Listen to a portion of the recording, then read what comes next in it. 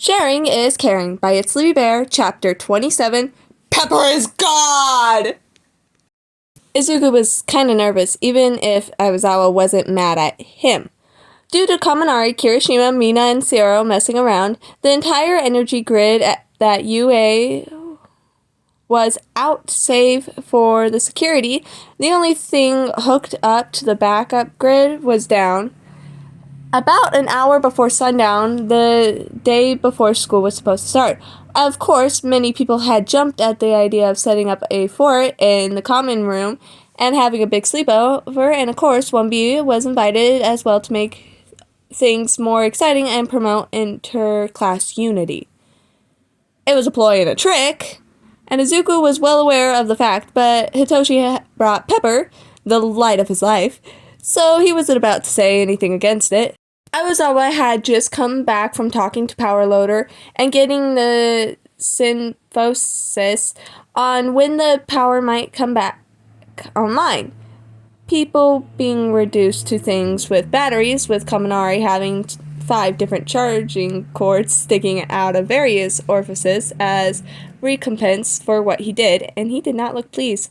Izuku could tell that he was trying to get pissed over what had been an accident, but his voice was low and grouchy as he addressed the 2 classes, Vlad King helping with something else. The power will be back tomorrow morning at the latest, he grouched. So classes are still on. As such, go to bed at a reasonable hour, and if you wake me up from one of the only nights I don't have patrol, I will consider murder to be an acceptable response. Try not to have this happen again, problem children. Izuku hesitantly stood up as everyone chorused their agreements, and the tired man's eyes snapped to him, but visibly softened. What's wrong? Izuku wordlessly held up Pepper as an offering, and she blinked up at the teacher with wide and innocent eyes. Aizawa blinked back, just as slow as she had, and then gently took her from Izuku's arms, setting her in his capture scarf, where she immediately burrowed and purred appreciatively, rubbing her head on his stubbled chin. All of you are problem children, with the exception of Midori and Shinzo, I suppose, because this is his cat. She will eventually be returned, but your contributions have been noted and accepted. Good night. Izuku beamed and sat back down on his claimed space of the floor. Hitoshi stifled a laugh. Who knew the key to Eraserhead hearts is actually cats? I mean, I don't blame him. Pepper is excellent in many ways. But that's just another point in his favor for being the coolest hero. Shoto's head shot up. He's your favorite hero? I wasn't aware that anyone knew him. No one in our class did, and he was our teacher. Unless, of course, you have prior knowledge. Pepper seemed to have taken to like him rather quickly. Hitoshi blinked. What? She's just like that. Super cuddly. Shoto hummed. Are you sure? The similarities between you and Aizawa-sensei. He snorted. Are you saying my cat likes him because she thinks he's me? No, I'm saying that you're his secret love child. Both class were shocked silent for a solid moment before varying reactions of disbelief and hilarity to intrigue swept the room, and Hitoshi looked torn between being flattered and appalled. Izuku giggled. I met his parents. He's definitely their kid. Shoto raised an eyebrow. Are you certain? Then perhaps a cousin or a distant relation. After all, you both have eye bags the size of bruises, a love-hate relationship with sleep, and a fondness for cats, and a terrifying smile. You have to be related in some way. Hitoshi looked at the heterochromatic boy incredulously. If he was a relative of mine, he's a really distant one, seeing as I am generally aware of my extended family, and he is not a part of it. But it sounds like you've been thinking of this secret love child theory a lot, so please, tell me you have more. Shoto nodded seriously. Monoma and Ioma are long-lost brothers. Nato snorted. Just cousins. My dad is siblings with his mom. Much of my childhood was spent in France, but I can assure you we are not long lost anything. Try your next one. He nodded again. Hanuki is the secret love child of ectoplasm. The boy from Class B blinked. What? You both have exposed teeth, and your quirk softening makes the ground take on similar qualities to his ectoplasm. Setsuna grinned. You're pretty good at math, Hanuki. Hanuki shook his head, flabbergasted. I know, if you must know, I'm his second cousin. I got in on his recommendation, but other than seeing him a few times at family gatherings, we're not close or anything. Shoto hummed, looking thoughtful. But could there be a chance? No. He shrugged, not bothered at being cut off, and moved on. Okay. Izuku's all my secret love child. Izuku just about fell over. What? He nodded. Your power is similar to his, and it is clear since the beginning of the year that he pays more attention to you than anyone else. Izuku shook his head. My dad, he's working overseas. He left when I was 4.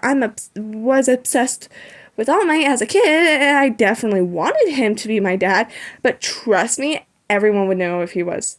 Then why does he have such an interest in you? Izuku bit his lip, trying to come up with something plausible, but Neto beat him to it. You all know how he got his quirk late, yes? And as you say, he sniffed, it is somewhat similar to All Might's. The man probably just wanted to help him out, seeing as he hasn't had nearly enough time to get adjusted as the rest of us. Izuku shifted uncomfortably under some of the dumbfounded stares and quickly turned to Shota. Any other theories? He nodded, wrapped up in it once more. Nezu is actually a yokai that came to the human world to torment us and steal our powers. That only got more ludicrous from there. The stretches in logic to reach certain conclusions, but the topic drifted away from Izuku, for which he was glad. Eventually, Pepper came bounding back in and immediately sought out Izuku, who happily accepted the cat and dutifully ignored the whining and pouting from Hitoshi about how his own cat was a traitor and loved Izuku more. He slept with the cat curled up on him and the soft sounds of his classmates and soulmates breathing around him, and for the first time in a while, he slept without dreaming. Sitting in class on the first day back was nice, if a little awkward for the empty seat in front of him. Nezu, who was not a yokai, despite the ridiculous theories Shoto came up with, had been given a long and winding speech about similarly everything and nothing, and briefly mentioned something called work studies, but Iwasawa had told them not to worry about it right now, so he put it in the back of his mind. Class was mildly boring, mostly review, which was to be expected, until there was a light scratching at the door. It was ignored at first, since it could have been a branch scratching at the window, despite being from the door, and it was quiet enough that it could reasonably be ignored. Then it happened again. Iwasawa paused, raising an eyebrow at the door, but there was no one in the window, so he turned back only for the scratch to come back, this time with a plaintive now. He noticeably closed his eyes and sighed in resignation after trying to steel himself, before he slowly walked over to the door and slid it open, enough for the cat on the other side to slip through. She rubbed her head on his legs, purring, before locking onto Izuku and springing to him with a happy chirp, burrowing into his lap and looking up at him with adoring eyes. Midoriya, his teacher drawled, were you aware Pepper was going to be visiting us today? He rapidly shook his head, but did not remove his fingers from burrowing themselves into her fur. Is Shinjo aware his cat made it out of the dorms, into the building, and all the way up to your class? Probably not. Iwasawa pinched his nose. The rat probably let her in. Koda, can you inform her she can't be doing this again and she has to stay in the dorms? The boy in question jumped and stumbled forward out of his seat, coming up to whisper to her, and she leaned her head back to look at him with wide, innocent eyes before meowing back. Koda whispered, she says she got lonely, and that the large white knot mouse told her she could. Of fucking course. And why didn't she go to her actual owner? He, talks about the small green one a lot, and she likes to help him not smell so scared. Iwasawa sighed. fine. Whatever. Midoriya, text your boyfriend that you have his cat and don't let her be a distraction. Izuku beamed and blushing in equal measure, ignoring the light wolf whistles from Mina, and snapped a quick picture of Pepper to send to Atoshi. He got back a string of question marks and sent back a smiley face before turning off his phone on silent and focusing on class. He did feel infinitely less nervous with Pepper on his lap, threading fingers through her soft fur and a light purring rumbling through him. He leaned in slightly. Thanks, Pepper. I like you too. She blinked up at him slowly before curling up to take a nap, purring all the while. He considered himself lucky to be in such circumstances, and Pepper was definitely getting extra treats that night.